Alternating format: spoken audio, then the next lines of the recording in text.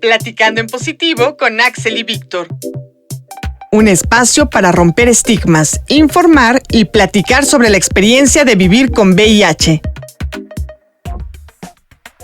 ¿Qué onda, Radio Escuchas? ¿Cómo están? Mi nombre es Axel Bautista y bienvenidos una vez más a Platicando en Positivo. Como siempre, nos encontramos aquí desde las instalaciones del IMER y está aquí conmigo mi compañero de programa, Víctor.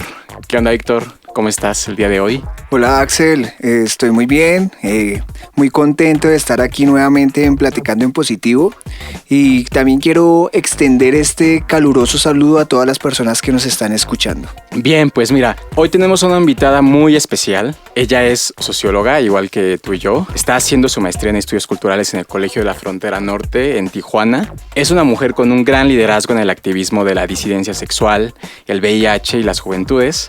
Y es nuestra invitada de hoy para hablar sobre el tema la epidemia del estigma social. Y no puede estar presente aquí con nosotros en el estudio, pero la tenemos en una llamada telefónica. Ella es Ilsa Aguilar. Hola Ilsa, ¿cómo estás? Hola Axel y Víctor, ¿cómo están ustedes? Contentos de tenerte aquí. Pero antes de empezar con la entrevista, vamos a escuchar el sondeo que hicimos a las personas en la calle de Ciudad de México, donde les preguntamos si besarían en la boca o tendrían relaciones sexuales con una persona que viva con VIH.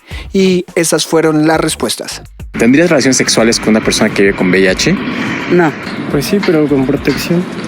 Sí, la saliva no es transmisor de VIH, ¿no? Solo otros fluidos, ¿no? Como la sangre o los fluidos seminales. Pues protegiéndose, ¿no? Pues sí, siempre y cuando haya protección, sí, cuidado de las dos partes, pues sí. No. Pues sí. ¿Y tendrías problema alguno en besarte con personas que viven con VIH? No. Bueno, sí. Bueno, hay medicamento, ¿no? Que no te contagia contra el VIH. Sí. Sabiendo lo del medicamento, sí. Sí, ¿no? Si se cuida y está bajo tratamiento, sí. Si está bajo tratamiento, sí. Bueno, Ilsa, con respecto a lo que escuchamos, ¿qué piensas? ¿Y cómo podríamos ir definiendo a partir de esto el estigma social? Bien, primero, a mí me parece importante que las respuestas sean un no o un sí. O sea, me parece que son válidas, ¿no? ¿Por qué digo que válidas? Porque no quiero besar a una persona que tiene VIH. Hay desconocimiento, a final de cuentas, ¿no? De qué puede pasar. Y yo lo que creo que lo que nos preocupa cuando hablamos de VIH es que esto solo se reduzca a un tema de vías de transmisión, ¿no? Porque son más cosas las que hay, como lo emocional, por ejemplo, como el que si tienes a una persona conocida o si tienes a un familiar, recordemos cuántos años han pasado desde los primeros casos de la epidemia, ¿no? De los primeros casos que se fueron dando. Y entonces tenemos que nosotros ahora somos una generación que vemos el VIH de una manera diferente, ¿no? De repente se decía que la juventud ya no se cuidaba porque no le tenía miedo al VIH. Yo creo que de repente el tema se agota entre si decimos besarías, no besarías, tendrías, tienes miedo, no tienes miedo, no, porque nos lleva como a preguntas cerradas y tendríamos que empezar a abrir el tema hacia otras situaciones. Por ejemplo, el tema de la visibilidad, ¿no? Y de ahí lo conecto con el tema del estigma, porque el estigma se empieza a reconocer como tal cuando es visible. Entonces la visibilidad se da en el momento en que decimos cómo fue, ¿no? Que adquirimos la infección, pero no solo eso, sino cómo es que nos va en las instituciones donde nos atendemos, que eso tiene que ver con una lucha ganada a través del activismo que se fue generando y formando en México, por ejemplo. Entonces el estigma es sí una marca, bueno, hay quienes lo definen como una relación entre un prejuicio y un estereotipo.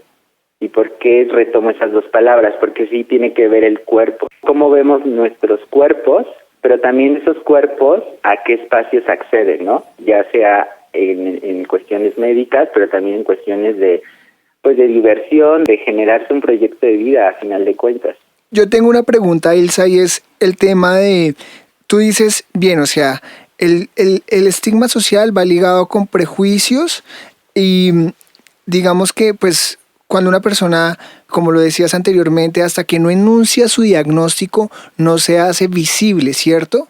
Y digamos que en ese sentido puedo hablar, creo que por los tres que estamos aquí en esta plática, y creo que nosotros hemos anunciado de una forma sobre nuestro diagnóstico también como para romper ese estigma con respecto al VIH. Pero esas personas que son diagnosticadas y que no quieren ser activistas, que no quieren anunciar su diagnóstico porque se ponen en vulnerables a que puedan recibir algún tipo de discriminación o algo, ¿cuándo empiezan a ser visibles? O sea, ¿cuándo ese estigma empieza a operar en estas personas, que es la gran mayoría de personas que viven con VIH?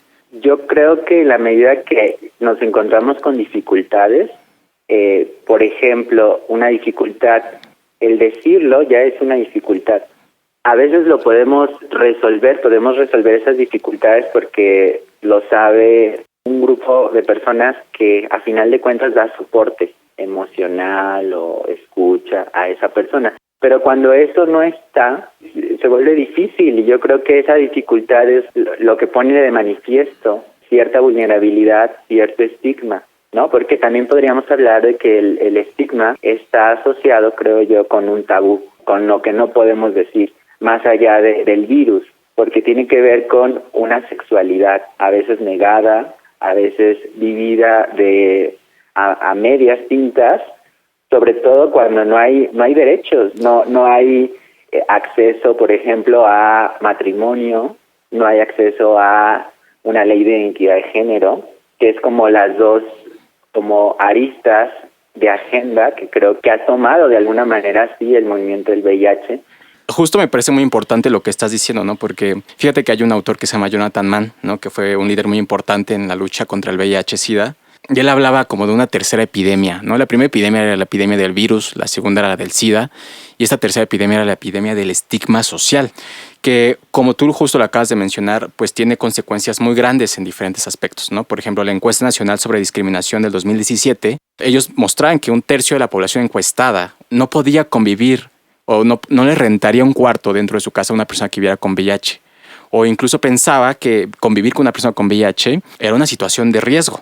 Y esto, por ejemplo, lo asocio mucho con la idea de cómo el lenguaje reproduce ciertas formas de estigmas y discriminación, ¿no? Con esta idea de que muchas veces se habla de que el VIH es una enfermedad contagiosa cuando se sabe que en realidad es una infección que se transmite, o sea, no se contagia, se transmite, ¿no? Porque la idea de contagio remite a esta idea de que se me va a pasar por contacto físico, ¿no? Por compartir los cubiertos, por un beso, no lo sé. Yo te pregunto, ¿qué tan importante crees que es cambiar el lenguaje que empleamos cuando nos referimos a una infección de VIH-Sida para ir transformando y reduciendo el estigma social? Sí, bueno, creo que desde luego el lenguaje es importante, ¿no? Porque nombramos situaciones e incluso vamos a encontrar, por ejemplo, UNUSIDA tiene guías, ¿no? Que propone un lenguaje, pues, incluyente, que no sea estigmatizador, ¿no? Ya hay un trabajo desde esa parte. Pero también hay el lenguaje del VIH como discurso, pues se ha ido modificando. Lo más nuevo es lo que se decía hace rato, hablar de la indetectabilidad, ¿no? Lograr ser indetectable para cortar con la cadena de transmisión. Es real todo lo que tú nos estás diciendo. Yo también estoy de acuerdo que es importante que las personas que vivimos con VIH también somos parte de la estrategia para reducir el estigma social, ¿no? Y también hay que transformar el lenguaje y un montón de cosas que faltan aún por hacer. Pues Ilsa, el tiempo en radio es muy cortico, desafortunadamente, y para nosotros realmente es todo un gusto haberte tenido aquí con nosotros. Nos gustaría que por favor nos des una breve conclusión, pero muy breve, sobre 15 segundos. Cómo podemos combatir el estigma social y una despedida y un saludo pues a todos nuestros radioescuchas. Yo creo que se necesita seguir problematizando el estigma y pensarlo también como desde la otra cara, ¿no? ¿Cuál sería su función real o por qué a estos tantos años de epidemia pues sigue habiendo estigma? Por otro lado, pues ya me estaría despidiendo, ¿no? Pues agradeciéndoles primero y al final, porque lo estoy haciendo al final del programa, la invitación, ¿no? Al programa, que me parece muy importante. Ok, pues Silsa, muchísimas gracias por estar hoy con nosotros. Axel, por mi parte, queda decirles que recuerden escucharnos por Ciudadana 660 de AM, en Radio Digital por 107.9 canal HD2. Y bueno, yo de una vez me despido. Muchas gracias, un fuerte abrazo, se les quiere, parceros y parceras. Chao, chao.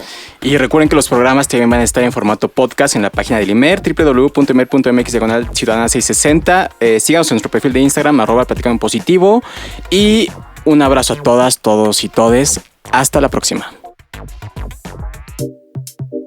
Te esperamos en la siguiente emisión, Platicando en Positivo con Axel y Víctor. Un espacio para romper estigmas, informar y platicar sobre la experiencia de vivir con VIH.